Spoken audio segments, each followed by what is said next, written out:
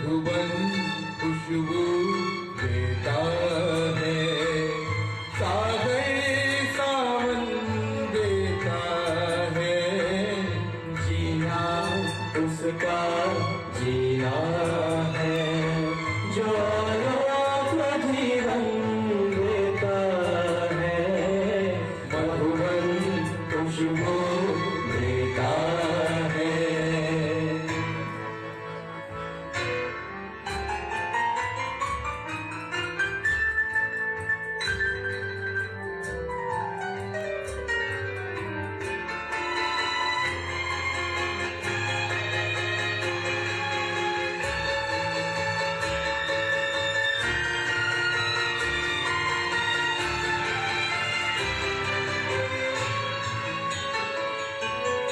सूरज ना बन पाए तो बन के दीपक जलता चल, सूरज ना बन पाए तो बन के दीपक जलता चल, फूल मिले या सच की राहों पे चलता चल, सच की राहों पे चलता चल, दिलों को देता है, अश्कों को दामन देता है, जीना उसका जीना है, जो औरों को जीवन देता है, मधुबन खुशबू देता है, सागर सावन देता है, मधुबन खुशबू देता है।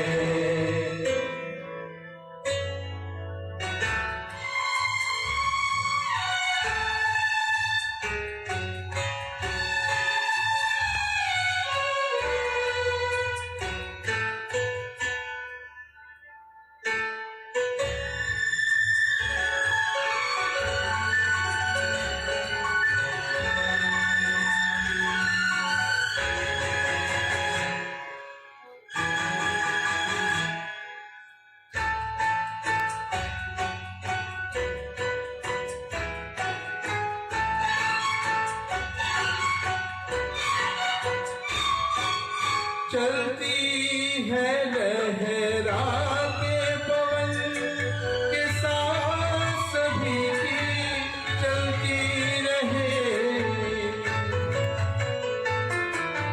चलती है लहरा के पवन के साथ सभी की चलती रहे, लोगों ने त्याग दिए जीवन के प्रीत दिलों में पलती रहे, के प्रीत दिलों में पलती रहे, दिल वो दिल है जो औरों को अपनी धड़कन देता है, जीना उसका जीना है, जो औरों को जीवन देता है, मधुबन खुशबू देता है, सागर सावन देता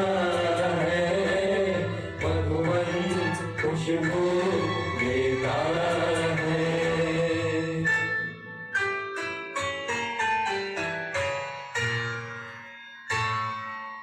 नमस्कार and a very warm welcome to you. आशा करते हैं कि इस मधुर गीत को सुनकर आपको इस एपिसोड की एक झलक मिल गई होगी। मैं सुकन्या आज शाम एक बार फिर आपके साथ। आज छठ पूजा है और इस पावन अवसर पर जैमपॉट अड्डा टीम यही कामना करती है कि छठ मैया आप सबको स्वस्थ रखे और हाँ, छठ स्पेशल ठेकुआ जरूर खाइएगा। To all our friends who have tuned into this for the first time today, what is Jampot Adda? ये वो जगह है जहां हम बातें करते हैं अपने शहर जमशेदपुर की, लेकिन ऐसी हस्तियों से जो इस शहर से दूर होकर भी इस शहर को रखते हैं अपनी यादों में। इन्हीं की जुबानी, इन्हीं की कहानी, अपने जमशेदपुर से जुड़ी कहानी। So far we have featured guests from Bollywood, food and cuisine, literature, music, corporate world. But today we have with us change agents, those who have dared to step out of the regular rat race to choose a path of living responsibly towards making the world a greener place. आज हमारे साथ है समीर सिसोदिया और शुभा रामचंद्रन। करेंगे कुछ गपशप इनके साथ, पर कुछ देर में। अब चलते हैं हमारे आज के कलाकार के पास, जो है श्री नीलांजन मित्रा जी। शास्त्रीय संगीत से जुड़ा हुआ एक नाम, एक ऐसा नाम जिनसे सभी परिचित है। जमशेदपुर ही नहीं बल्कि कोलकाता और दूसरे कई जगहों में अपनी गायकी का प्रदर्शन कर चुके हैं और कई पुरस्कार से सम्मानित भी हुए हैं। आज उनके साथ उनके दो टैलेंटेड छात्र भी हैं, ऋद्धिमान और आदित्य। तो चलिए करते हैं कुछ गपशप। Thank you, Nilanjan, for coming to our Adda today. It's such a pleasure to see you, and you are a very well-known name in the music circles. Thank you so much. I don't think we need a lot of introduction. People know you, but if you could tell a bit about yourself before we start. Sure.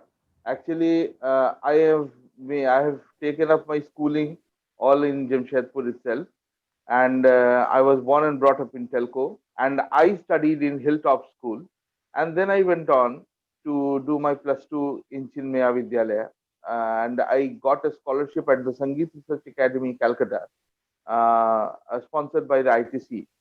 So there I learned music under the tutelage of Pandit Ajoy Chakraborty, my guru, and at the same time I pursued my academic career also at Rabindra Bharati University, studying music as my majors. I would also like to mention here that because I had music at my home itself, because my mom and dad, Shri Biplob and Srimati Anuradha Mitra, both are well-known singers, and I have got the blessings of them till now. They are all with me. They are my primary gurus. I learned from them at the beginning of my life, and then later on, I went on to learn from Guru D.N. Singh, Deep Narayan Singh ji. Then I would say my maternal aunt, Srimati Anurupa Bagchi, and along with them, I learned from Srimati Pratyusha Choudhury, Dr. Pratyusha Choudhury, the wife of Pandit Sapan Choudhury, and then Srimati Progga Banerjee, and Sri Arup Banerjee. So, and later on, they actually groomed me, and they gave my musical career a better shape. And whatever I am today, I believe that it is all due to my gurus, and it is all their blessings, and obviously the best wishes of all my audience and my listeners, who have always encouraged me to go forward and present my best on the stage as well as on any performances which I make. I have earned some of the titles and medals, and so those are obviously a part which I gathered on my journey. I got the SRS scholarship, then I got the All India Radio Award for my bhajan presentation. I got the Doverland Music Classical Conference Award, which is a prestigious award in All India scenario.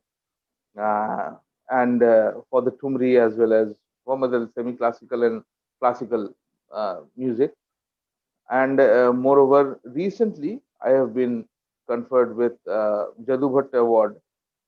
Sri Jadubhatta is a great scholar of the Vishnupur Gharana, and I have been conferred with the award by the Salt Lake City Association at Calcutta.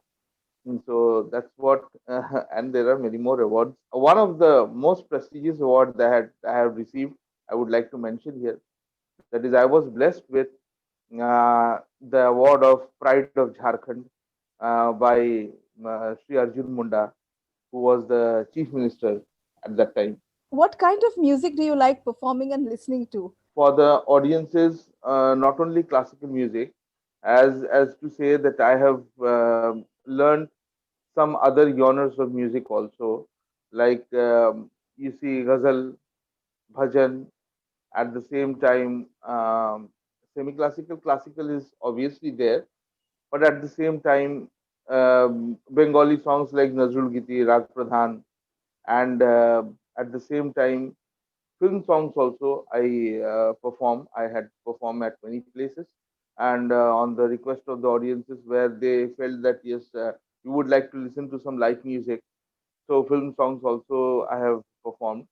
Um, but the basic, if you ask for me as what the choice would be for me to perform or to listen to, would be a song which is full of melody.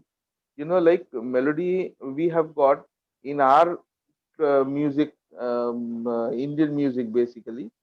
We have got two parts. One is the melody, the other part is rhythm.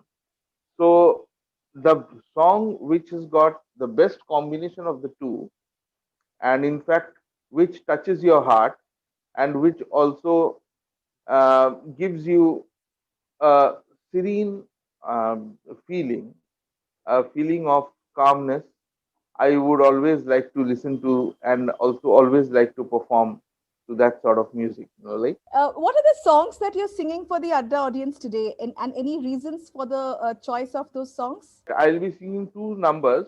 One is a song sung by an artist whom I really admire, Ustad Rashid Khan, and he's an artist. He has sung in a film, Aoge Jab Tum Sajna, the song. I'll be singing that, and then I'll be singing a song sung by Shafkat Hussain Khan Sahab. And actually, this song has been sung. This song, it has got a blend of rag khamaj in it. So, Mora Saiya Muse Bolena, I'll be singing that song also. And then I'll have two of my students along with me, and along with them we'll be performing message giving songs which gives a message to you. Okay, like for example Madhuban Khushbu Deta Hai. And then we have got some Hum Dil De Chuke Sanam. There's a song, a portion of Raga Ahir Bhairav along with some Tarana portion. So my basic reason for choosing these songs is basically that people, to make the people realize that all the songs, be it in the movies or whatever songs we learn, the basic structure is classical music, and at the same time, we can use classical music in these sort of forms also. You've made a very good selection, and the good part is you're getting two of your students as well today to Exactly, exactly. sing with you. Can you tell us about a bit about your students? See, I got two of my students. One is Sri Dhitiman Mandal. He is a student who has been learning from me since his very childhood. He is with me from the tender age of 5 and 6. So now he is Sangeet Prabhakar. He has done his 6th year, and he is a brilliant artist. And he has been winning many national acclaims also. And one more student is Sri Aditya Kumar. So this student, he has joined me for the past 2 years. You listen to him, you'll uh, know about it, that he has got, his voice has got a different sort of texture, a flair which audience always likes. That is the only reason that he is also getting many prizes and winning many laurels. So that was incredible, Nilanjanda. I will not hold the audience anymore because they are extremely keen to listen to what you will perform today for them. Stay on for more songs from Nilanjan Mitra ji. But before that, let's hear from Sameer and Shubha their story. The story that will inspire many of us to rethink and act towards becoming more environment conscious.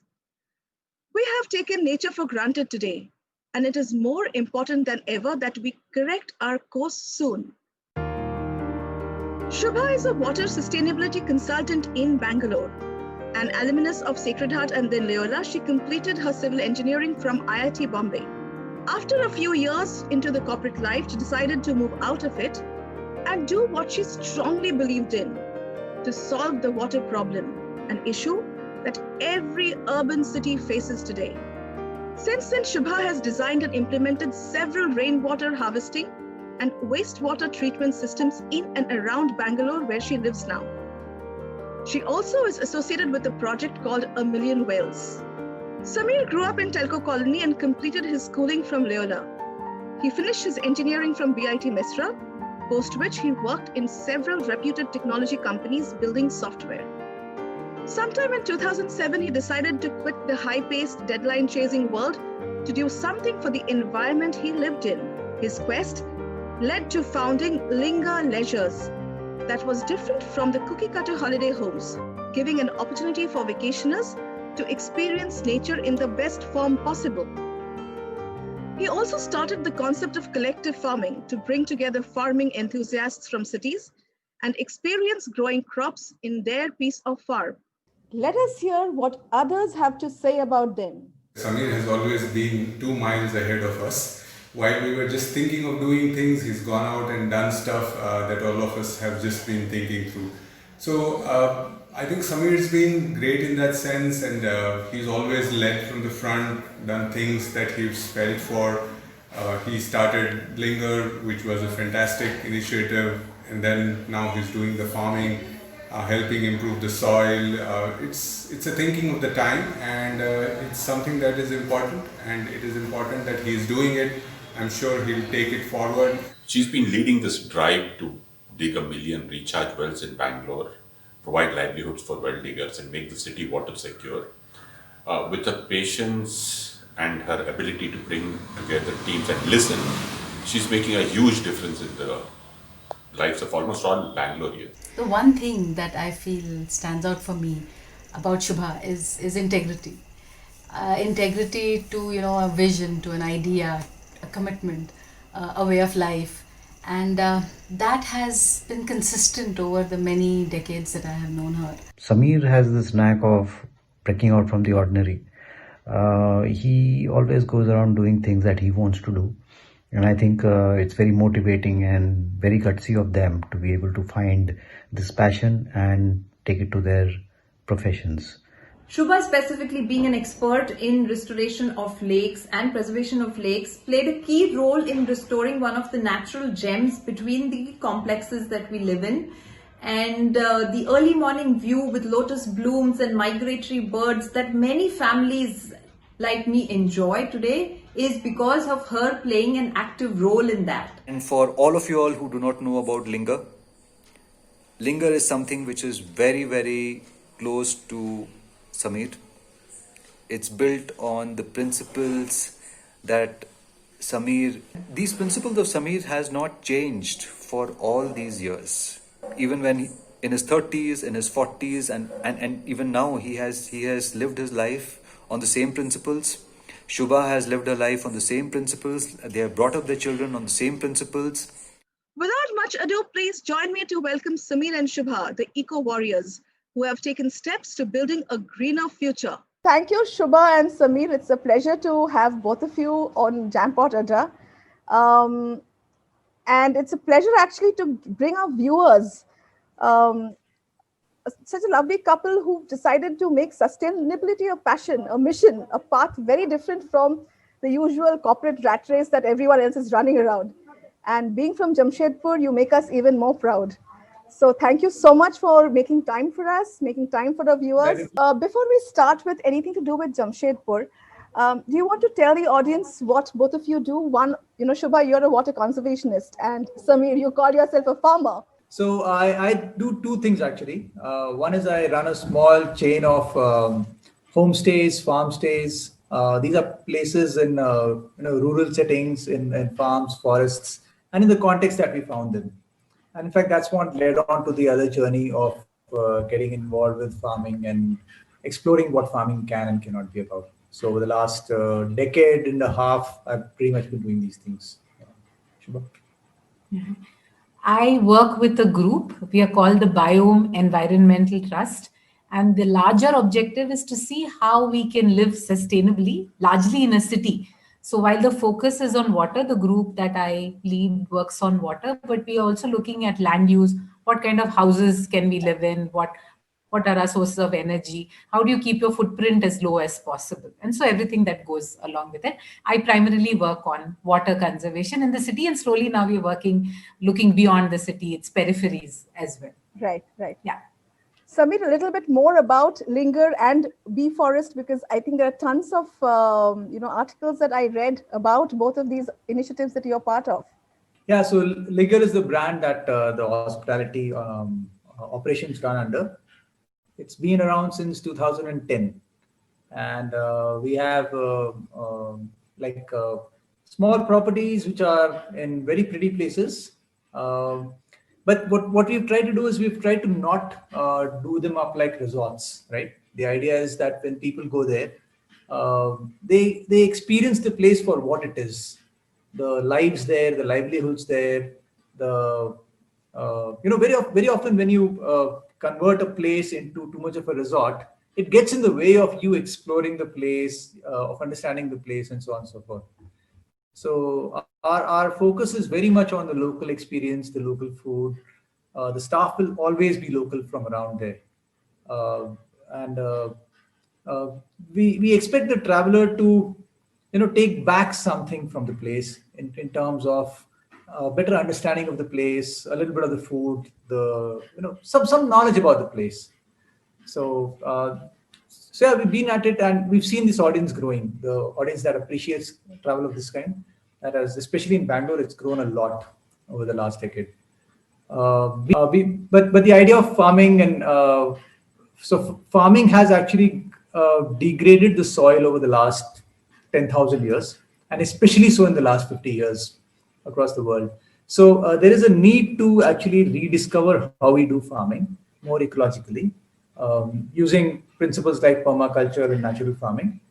So at our own farm in Coorg, as well as at some of the collectives that I helped create, Bee Forest was an effort to actually create more collectives like this, and it continues, thankfully. The idea is to actually get people thinking about this, get people to understand what soil is a lot better, and see if we can create a little change in how we grow our food, how we, and our relationship with the land itself. Shubha, you have written somewhere that I was going through some of the articles, and you said that you start looking for water bodies everywhere you go. You start finding wells. What is it that you look for in this, and what is it that you plan? What about the 1 million wells project that you're associated with? Yeah, so that's a joke in the family that whenever we're going out on any trip, I'll be the first one to spot a well as we go along. And of course, it has only, I think, in a way, I have looked out for them perhaps earlier, but it's a lot more pronounced now. And very specifically with open wells. Growing up in Jamshedpur, I never saw them. We didn't even really know where we kind of knew water was always available. It was never a problem. You never thought much of groundwater. And in fact, it was on a recent trip to XLRI that when I went to Sakchi, and at the temple, I realized there was a well, there were people using the water and things like that. But yeah, simply put, in Bangalore too, this has happened, where it was a city where people used to get water from open wells at depth of 10, 15 feet below ground level. Over a period of time, with the coming of technology, we started digging bore wells that were deeper and hence thought of as a more sustainable source of water. So as a group, we think that people need to understand that there is what we call the shallow groundwater in Bangalore that is available, and it is something for us to manage. And if we manage, as we've been able to demonstrate in various places, it actually works in our favor. So how do you do groundwater recharge? How do you even, because a lot of the newer people, much like how I was when I grew up in Jamshedpur, younger people many times don't know that there can be wells, that there can be water. They wonder if the quality is good. And you don't think the same about the water that comes to you in a tanker or a borewell. You don't understand these things. So the idea somewhere is for them to learn and be able to manage the shallow aquifer. We're running that as a campaign, which we call the Million Wells campaign. Yeah. What triggered this change of path? I think it was one step at a time. It was not like a grand design or plan, honestly. Throughout my time in the software industry, and I've written extensively about this, I think the quest was of more impact, right? Like I famously have said that all the code I've written has stopped working, So while it does make you a lot of money, you wonder about what impact you're leaving behind, right? You're about who's using what you have done, and how is it going to do anything positive to the world in anything beyond the short term, right? So that led to the next journey, right? Even my job changes were more about that. And like when Linger started, and Linger started quite as an accident. We were building our house in Coorg, and friends used to come over, and even when the flooring wasn't there, we didn't have a kitchen, we weren't running formally. They used to come for a day and stay for 3. And that's why we realized that, very often all the formal places, they come in between you and the place. So there's a space to actually introduce the place as it was when we found it.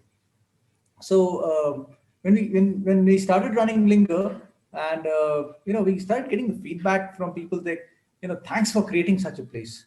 I would have never myself imagined a place like this exists and interacted with it so freely, or my kids wouldn't have.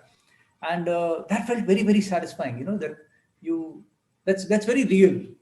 So and then as one started spending more time in rural India and started understanding, our view of non-urban India is very, very different when you're in the cities. So a lot of questions pop up in your head, and they become important over time. And yeah, it's just about chasing that. What about you, Shubha? Yeah, mine was, again, like Samir said, it was not a plan. It just was incidental. I've studied civil engineering, but I started off with a software job, as everybody else did that. But as I studied civil engineering, that was also incidental, but I did want to do a job which involved making something or being on the field. But then life kind of took its own course. And around 2007-8, we bought the new place, the current house that we live in. And we had water problems here. So that got me thinking about rainwater harvesting. Both the kids were born. It was a nice place at work. I mean, I was very conveniently placed, so to say, but somehow there was this thing about, much like Samir said, that everything that I do, does that make a difference at all, and to whom? But I think, very simply put, it was just about, why can't one do rainwater harvesting, or are there simpler ways by which we can manage our water better? And then I happened to get in touch with the team, which was called Rainwater Club at that time. And it was founded by a Mr. Vishwanath Shrikantaya. So just the team that came about. So I was one of the initial members. There were other volunteers before me, but somebody who stuck around, and then the team grew, and we registered a company, and then a trust was registered. So all of that kind of happened sequentially. And what started off initially very simply with just rainwater harvesting, we started looking at lakes and the Million Well campaign. What happens for water for the poor? Various questions kind of came by. So it just happened, and that's how one is now doing the thing that I do. Yeah. So can I say that, Shubha, you inspired Samir to look into sustainability? Was it, Shubha, you went into this first, and then Samir? In the conventional sense, you could say that. I mean, if you say this is sustainability, and to be on the track is what it is. Because I think Samir did some more software jobs for a bit before if you look at the timeline, but it's hard. We were both cycling, incidentally. When we came to Bangalore, we both had cycles. We used to cycle to work. And at that time, it was even more unheard of. So I think somewhere that was probably the kind of stuff that stayed with us from Jamshedpur, though I don't know if you were to say it now, but yeah. So, and there was a desire to do things simply be on the ground. But of course, life takes you, you also want to do the things that whatever comes to you and which is new, and you're young, you take a certain path. So it's kind of hard to put a timeline to it like that. But yeah, I'd like to think so. I often tell him, because I'm the one who composts and does a bunch of things, and I try to rub it into him once in a while. To ask you, was this decision, to look at a more greener world, creating a more greener world, been kind of an influence of Jamshedpur in that, the clean air that we were used to, the green landscape? Do you think in some way your path today is influenced by the city that you grew up in? I think most certainly. Very often when we discuss some of these ideas, we hear that, hey, you're talking about utopia and you're talking about an ideal world. And I do tell people that I lived in somewhat of a utopia when I was a kid. So why shouldn't it exist? Why should your ideal be something less than the best. And why can't we imagine something that's, because we've already seen it as kids, right? We've already seen places. It was an industrial town, but it's one of the greenest towns around, right? It was well managed, yet it was ecologically fairly sound, right? Why can't we aspire for that ideal? Why do we always have to aim low? So I think it set a pretty good benchmark in our heads. The sense of space we had, the sense of public goods we had, in the sense of everybody had access to multiple libraries. There were parks and playgrounds, and it was just storybook life, right? So I think we should aim to create that for everybody. Yes. For the longest time when I was in college and even after I moved to Bangalore, we used to always keep looking out for Jamshedpur people and speak of and behave like everything was nowhere close to Jamshedpur. Of course, I've now become a true blue Bangalorean and I kind of have grown, whatever, the love for the city has grown a lot more. But yes, I think not necessarily water alone, but a lot of the things that you could do. You could walk to school, you could cycle to school. You would go, like Samir said, there was access to you could go play basketball or whatever. There was a bunch of things, or Jubilee Park being accessible. You can just go off by yourself and come back. And for me, it was even more convenient. I just stayed right behind Sacred Heart. So friends, we could just walk in and out of school. So all of that carried some meaning, and hence, I guess, I used to cycle from Telco to Loyola, which was like cross country by Jamshedpur standards. Anything unconventional, offbeat? Obviously, you face challenges, I'm sure, learning experiences.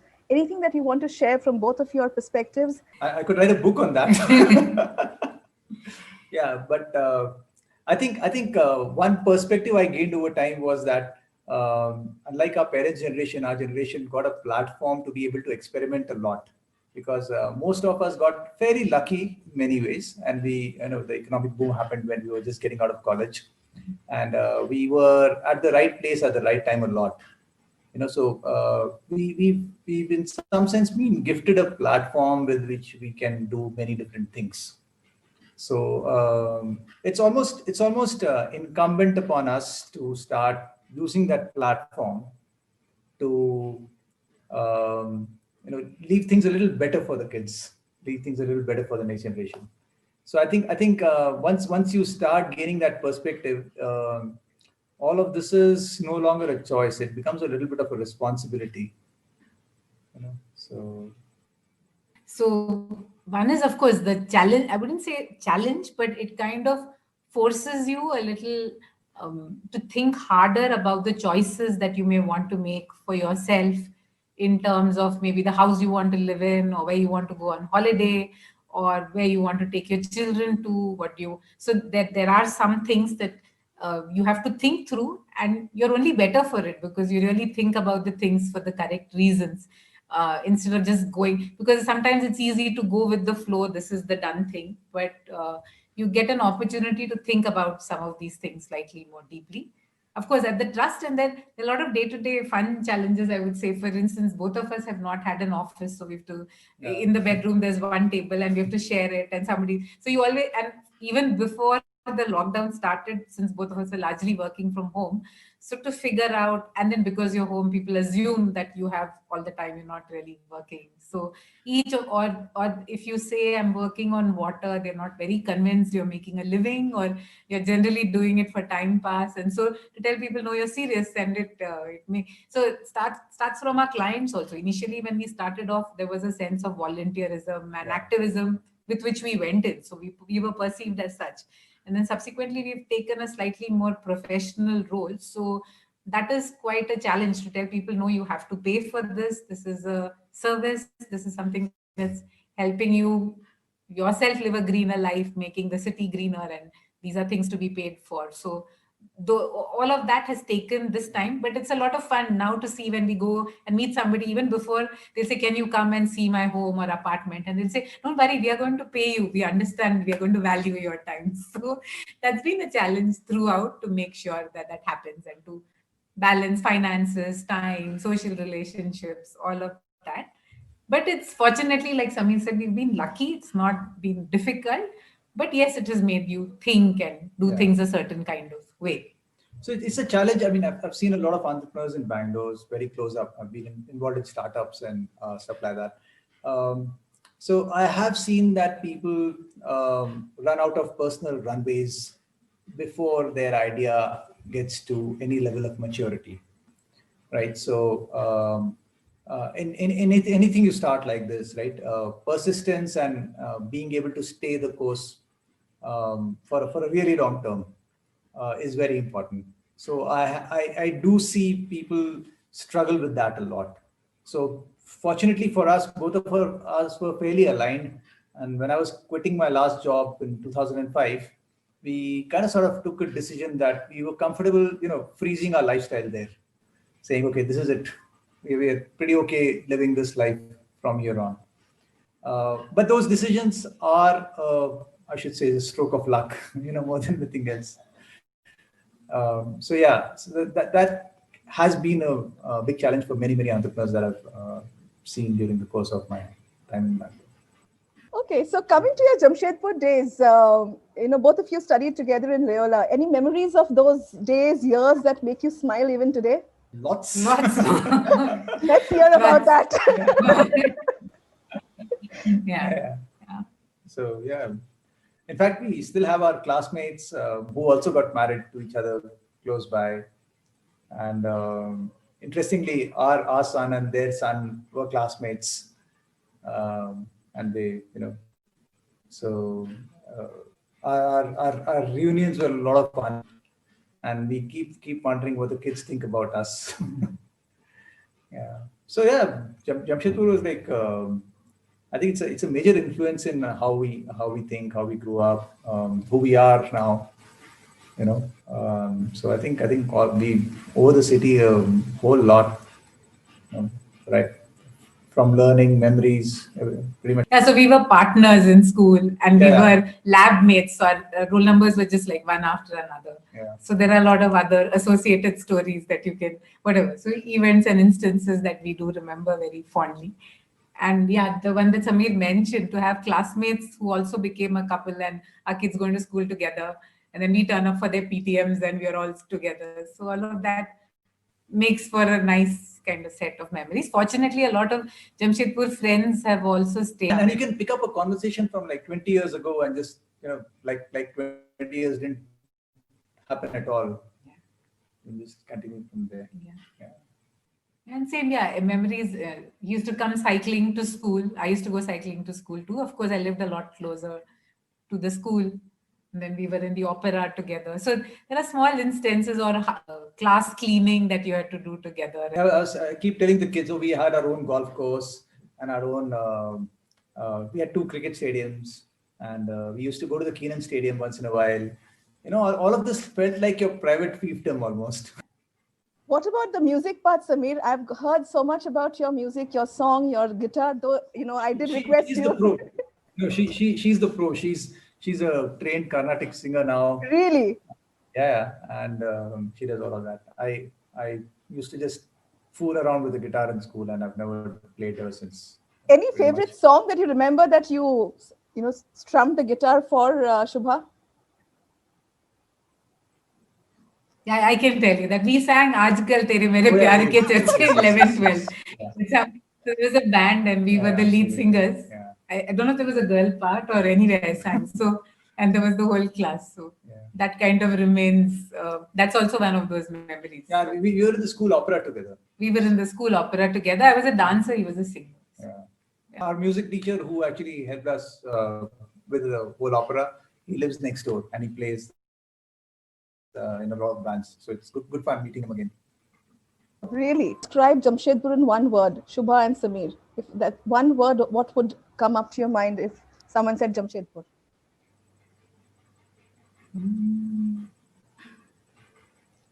Home. I mean, I also thought of that. Home. Yeah, home. I guess that's common for everyone. Home and maybe friends also. Friends. Yeah. More than one word. So home, friends, growing up. Yeah. So. And in different context, it's also it's an ideal. It's what um, much of the country and the planet can be and should be, in many, many ways. At least what I remember of it. Okay, so any message for our audience from both of you?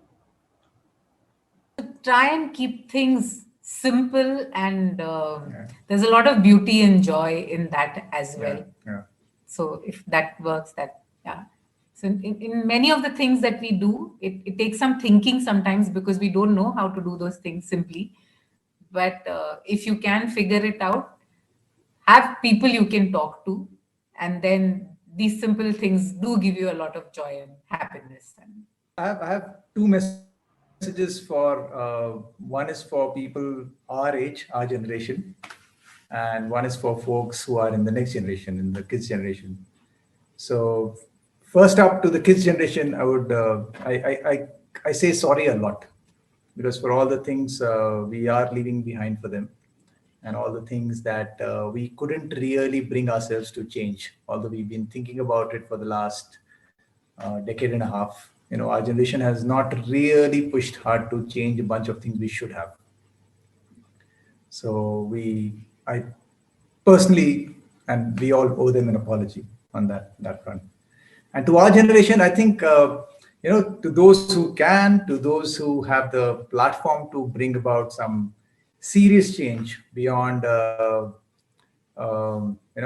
plastic bags and the LED bulbs, and there's a lot that we can impact. We got very, very lucky in many, many ways.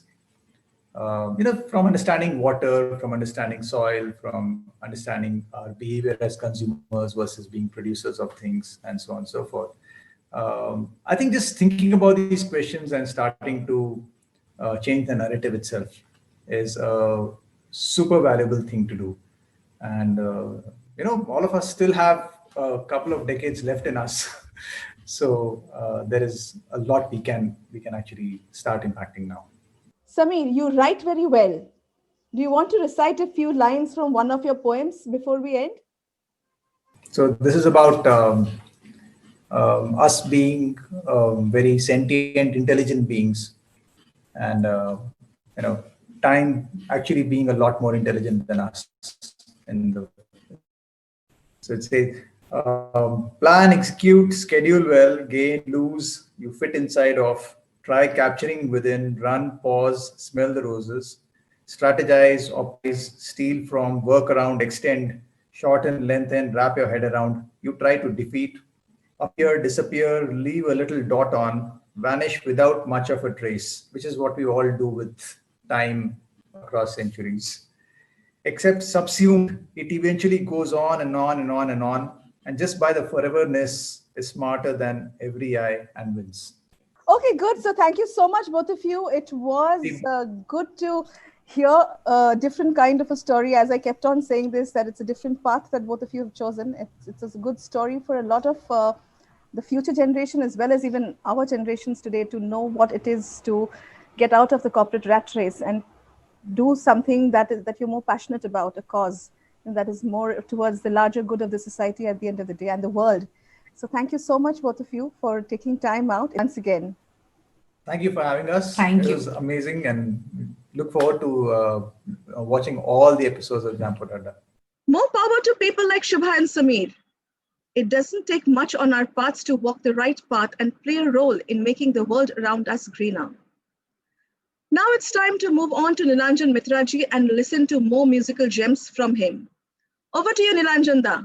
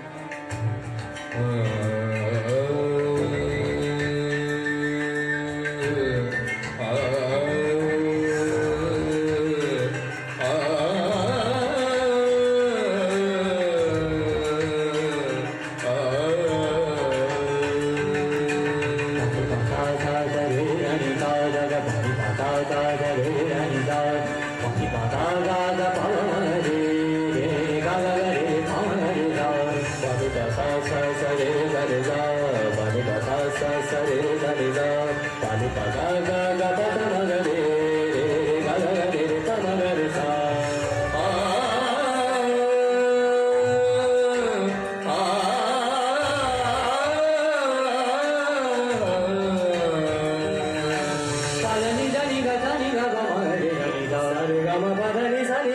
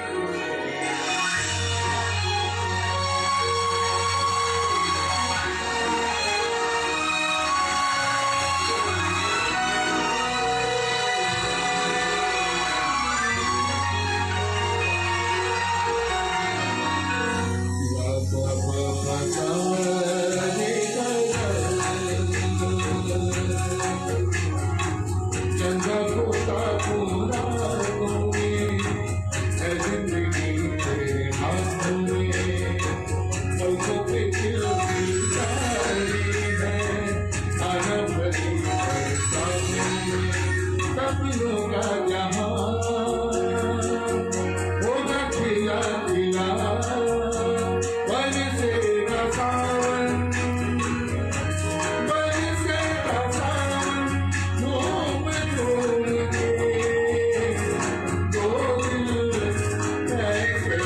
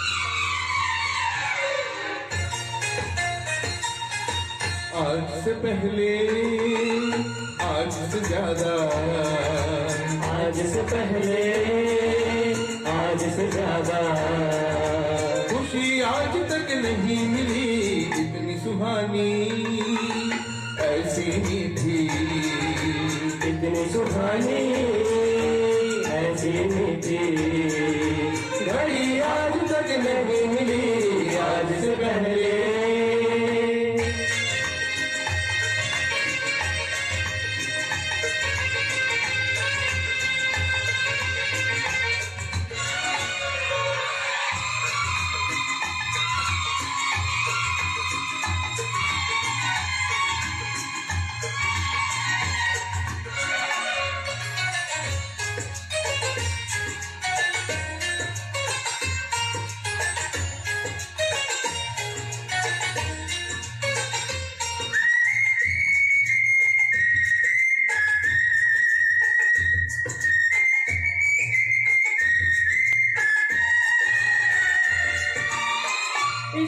संजोग कहे या किस्मत का लेखा हम जो अचानक मिले हैं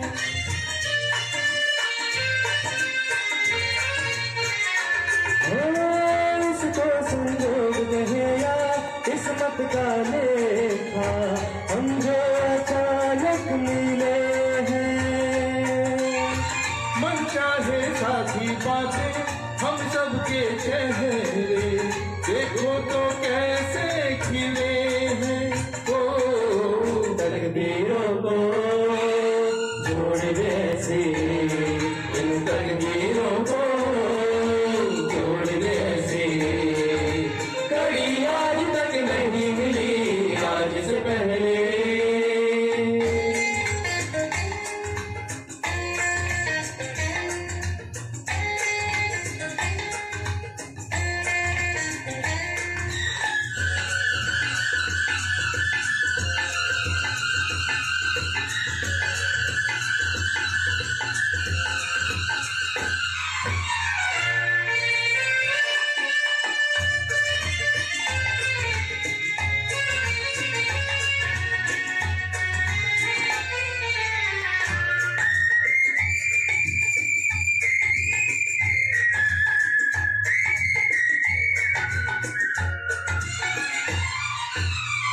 सपना हो जाए वो पूरा जो हमने देखा, ये मेरी दिल की दुआ है।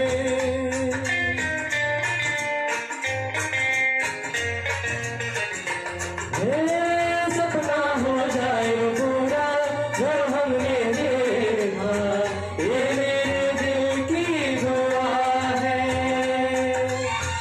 ये पल जो बीत रहे हैं इनके नशे में, दिल मेरा गाने लगा है। ओ इसी खुशी को ढूंढ रहे थे हम, इसी खुशी को ढूंढ रहे थे। यही आज तक नहीं मिली, आज से पहले, आज से ज्यादा खुशी आज तक नहीं मिली, आज से पहले। इस सुरीले माहौल को और थोड़ी देर तक बनाए रखने का मन तो है, पर समय की पाबंदी को मानकर चलना पड़ेगा। हमारी शुभकामनाएं नीलांजन जी, ऋद्धिमान मंडल और आदित्य कुमार के साथ हमेशा रहेंगी। Before we end, a reminder that we are also on YouTube. In case you have missed the previous episodes, watch them there. Keep sending us your comments, reactions, and continue supporting us. We will be back on December 5th with one more incredible story from Jamshedpur and some Gana Bajana. Oh, by the way, today is the birthday of our next episode's guest. She is associated with Bollywood, with your favorite characters like Shruti Kakkar and Bittu Sharma from band Baja Barat, Reshma from The Dirty Picture, Ishan and Omi from Kai Poche, Aditya Shroff from Rock On, and many more. Keep a lookout for details of the next episode right here. Till then, stay well, stay happy. Bye-bye.